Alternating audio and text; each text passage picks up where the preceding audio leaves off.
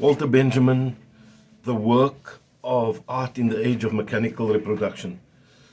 So, Walter Benjamin died in 1940, was a German philosopher, cultural critic, and essayist, widely regarded as one of the most significant thinkers of the 20th century by some sectors of the academic world. His work blends elements of historical materialism, German idealism, and mysticism to critique and analyze culture, art, history, and of course, society.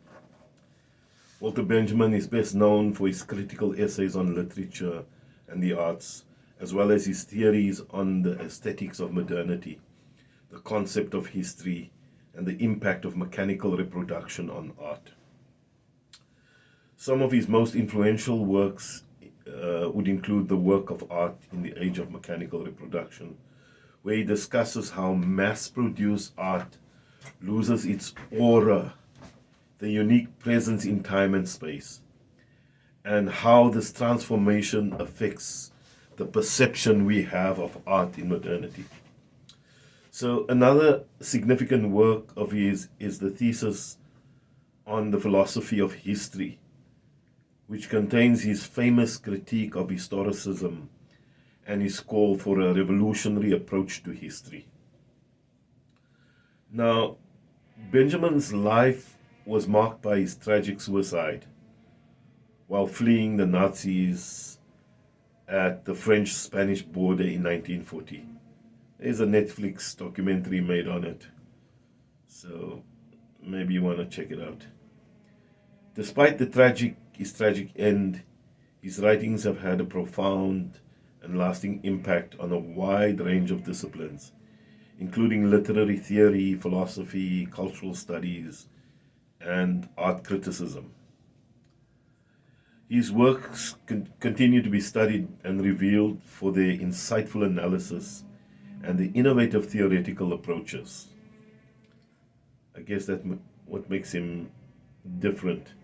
In the work of art in the age of mechanical reproduction, written in 1935, also known as the work of art in the age of its technological reproducibility.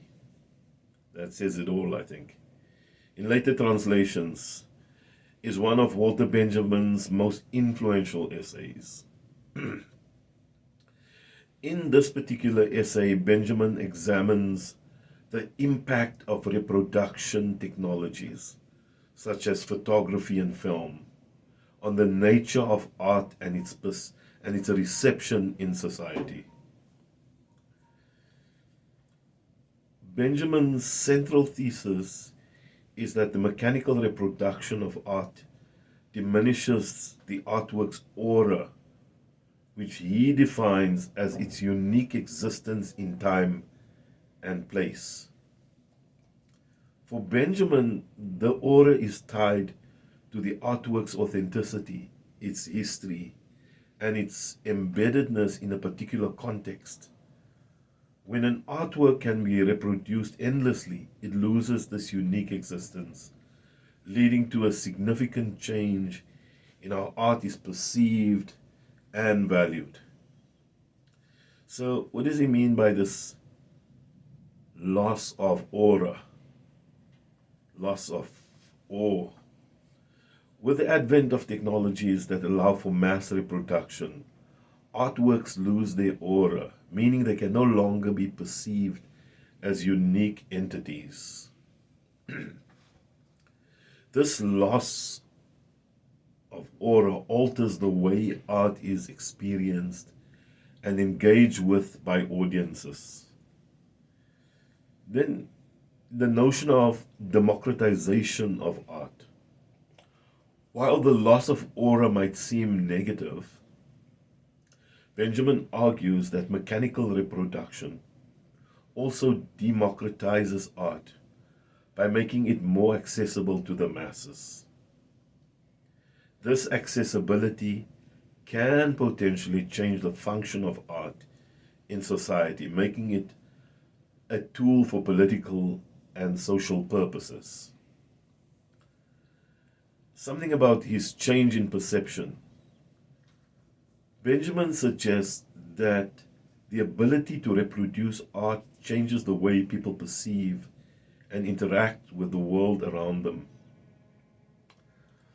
Then, for instance, film, by offering perspectives and angles that are impossible to achieve in the physical world, alters traditional perceptions of space and time.